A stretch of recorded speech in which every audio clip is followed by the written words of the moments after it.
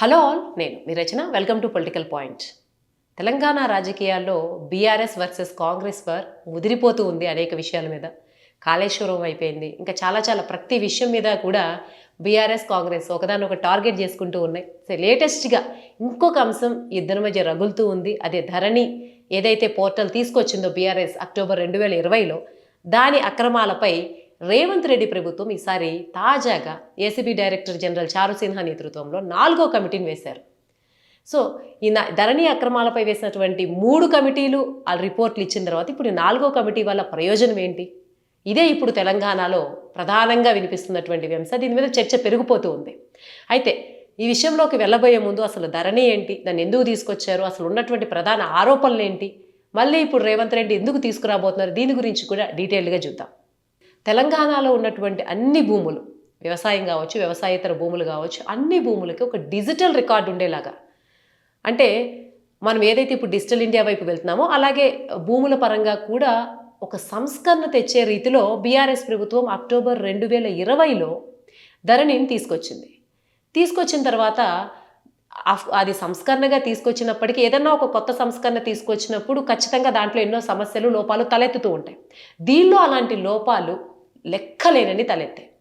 ఉదాహరణకి ఎవరైనా ఒక వ్యక్తి తనకి వారసత్వంగా తన తాత ముత్తాతల నుంచి ఒక భూమి వచ్చిందనుకుందాం. ఆ భూమి ఎవరైనా సరే దాన్ని పద్దాక రిజిస్ట్రేషన్ చేయించుకొని పేరు మార్పించుకుంటూ ఉంటారు. వాళ్ళ పేరుకి అది వారసత్వ హక్కుగా, ఆస్తిగా వచ్చేస్తూనే ఉంటుంది.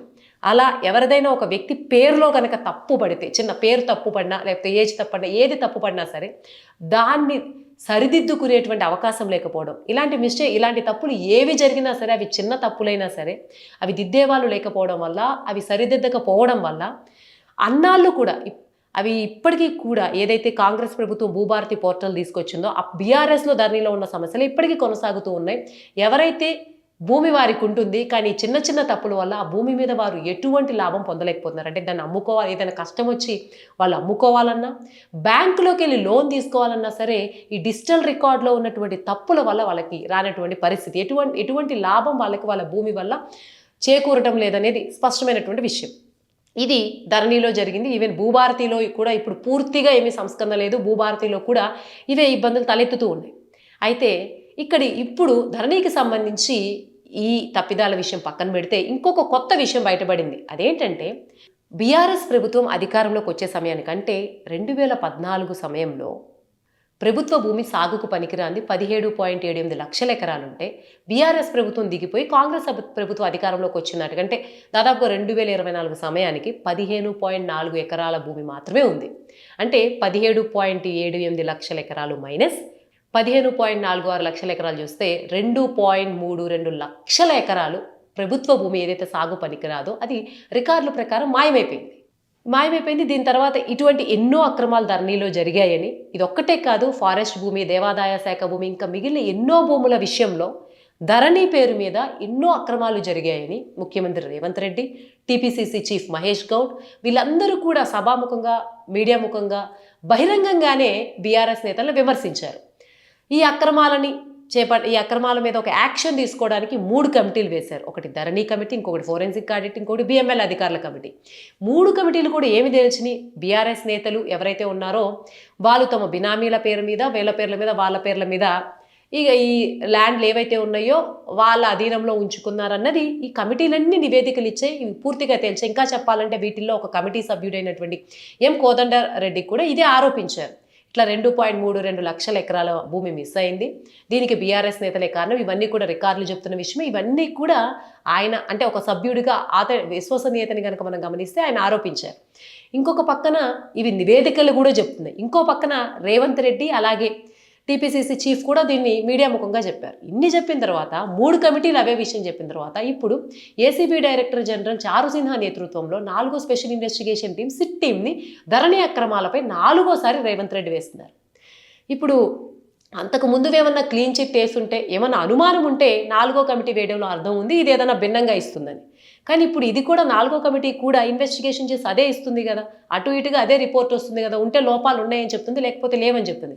ఇన్ని లక్షల ఎకరాలు పోయాయని అంతకు ముందు 3 కమిటీలు తేల్చినప్పుడు ఇప్పుడు 4వ రిపోర్టు కూడా అటు ఇటుగా మేబీ ఇంకొన్ని పెరగొచ్చు, తగ్గొచ్చు, కానీ భూముల విషయంలో జరిగినటువంటి అవినీతి అక్రమాల గురించి అయితే ఖచ్చితంగా అటు ఇటుగా అదే రిపోర్ట్ చెప్తుంది. మరి ఎందుకు రేవంత్ రెడ్డి 4వ కమిటీ వేస్తున్నారు? 3 రిపోర్ట్లు ఇచ్చిన దానిపై ఎందుకు ఇప్పటివరకు యాక్షన్ తీసుకోలేదు?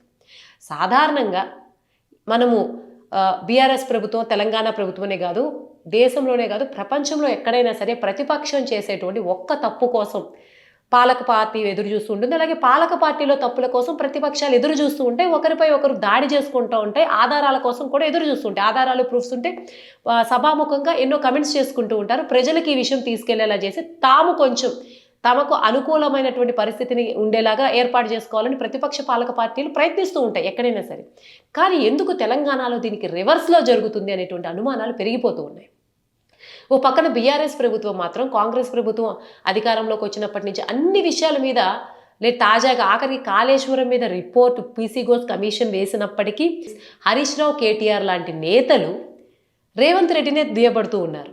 అనేక విషయాల్లో కన్నెపంపు ఓపెన్ చేయమని కావచ్చు, కాళేశ్వరం ప్రాజెక్ట్ విషయంలో కావచ్చు, ప్రతి విషయంలో కూడా రేవంత్ రెడ్డిని ప్రతిరోజు విమర్శిస్తూనే ఉన్నారు. కానీ రేవంత్ రెడ్డికి ఇంత పెద్ద అవకాశం దొరికి 3 కమిటీలు రిపోర్ట్లు కంప్లీట్గా బీఆర్ఎస్ ప్రభుత్వానికి వ్యతిరేకంగా ఉన్నాయని చెప్పి, అంతకుముందు పీసీ ఘోష్ కమిషన్ వచ్చింది, అక్కడ కూడా తప్పులు ఉన్నాయని చెప్పినా సరే రేవంత్ రెడ్డి తర్వాత పెద్దగా చర్యలు తీసుకున్నట్టు ఎక్కడా కనిపించలేదు. అది నివేదికకి పరిమితమైంది తప్ప ఆ వార్తలు అక్కడితో అయిపోయినాయి. మళ్ళీ కేటీఆర్, హరీష్ రావు కాళేశ్వరం విషయంలో రేవంత్ రెడ్డిపై విరుచుకుపడుతున్నారు. అక్కడ రివర్స్ అయింది. ధరణి విషయంలో కూడా పక్కన పక్కాగా బీఆర్ఎస్ నేతలు ఏం చేశారు? కుంభకోణాలు చేశారు, భూ కుంభకోణం జరిగింది. వాళ్ళు బినామీ కంపెనీల మీద వాడుకుని వాళ్ళ బినామీలకి ట్రాన్స్ఫర్ చేశారు. ఈ ల్యాండ్ అంతా కూడా మాయమైపోయింది, అది లక్షల ఎకరాల్లో ఉందని కమిటీ రిపోర్ట్లు చెప్తున్నాయి. ఇంకో పక్కన ఆరోపిస్తున్న ఇంకా రేవంత్ రెడ్డి కూడా ప్రెస్ ముఖంగా చెప్పారు, బహిరంగంగా చెప్పారు. కానీ యాక్షన్ తీసుకోవడంలో ఎక్కడా కూడా మనకి రేవంత్ రెడ్డి కానీ కాంగ్రెస్ ప్రభుత్వం కానీ ముందుకు కదులుతున్నట్లయితే కనిపించడం లేదు. దీని వెనక ఉద్దేశం ఏమి ఉండొచ్చు అన్నదే ఇప్పుడు అర్థం కాని విషయంగా మారింది. ఇప్పుడు 4వ కమిటీ వేసి ధరణి మీద చేసినంత మాత్రాన వచ్చేటువంటి ప్రయోజనం ఏముంటుంది? అదే రిపోర్ట్ ఇచ్చినప్పుడు రేవంత్ రెడ్డి బీఆర్ఎస్ నేతల మీదో లేకపోతే ఎవరైతే దానిలో నిందితులుగా తేల్తారో వాళ్ళ మీద యాక్షన్ తీసుకుంటే కదా ప్రయోజనం ఉండేది. ఇప్పుడైతే తెలంగాణ రాజకీయాల్లో ఇదే చర్చనీయాంశంగా మారింది.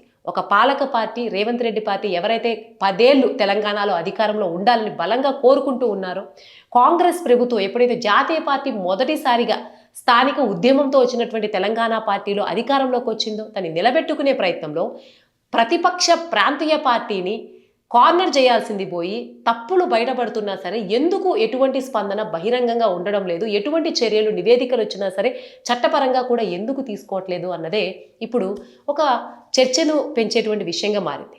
మరి రేవంత్ రెడ్డి వేయబోతున్న ఈ 4వ కమిటీ విచారణ ఏమైనా భిన్నంగా ఉండబోతుందా? దీని మీద రేవంత్ రెడ్డి యాక్షన్ తీసుకుంటారా లేదా అని వేచి చూడాల్సిందే.